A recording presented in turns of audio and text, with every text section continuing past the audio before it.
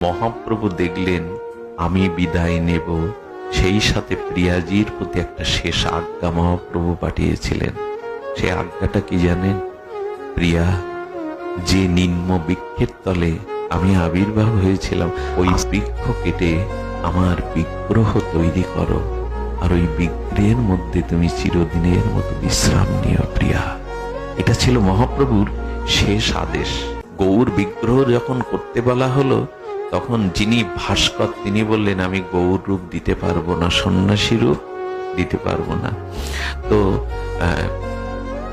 মহাপ্রভুর ভক্তগণ বললেন তুমি মহাপ্রভুর কৃপা স্মরণ করো, প্রভুই কৃপা করে তার রূপ দিয়ে দেবেন। 15 দিনে বিগ্রহ হয়ে গেল। প্রাণ প্রতিষ্ঠার দিন বিষ্ণুপ্রিয়া দেখেই মূর্ছিত হয়ে গেলেন, সাক্ষাৎ গৌর বিগ্রহ। সাক্ষাৎ গৌর বিগ্রহ দেখে বিষ্ণুপ্রিয়া দেবী মূর্ছিত হয়ে পড়লেন। যদি এই বিগ্রহ কেউ দেখতে যান, নবদ্বীপে গিয়ে ধামেশ্বর মহাপ্রভুকে দেখে আসবেন। সেই বিগ্রহ আজও, সেই বিগ্রহ আজও। বিষ্ণুপ্রিয়া দেবীর মনে ইচ্ছা হলো, কারণ সেই দিনটা কি ছিল জানেন? সেই দিনটা ছিল গৌর পূর্ণিমা, অর্থাৎ দোলের দিন।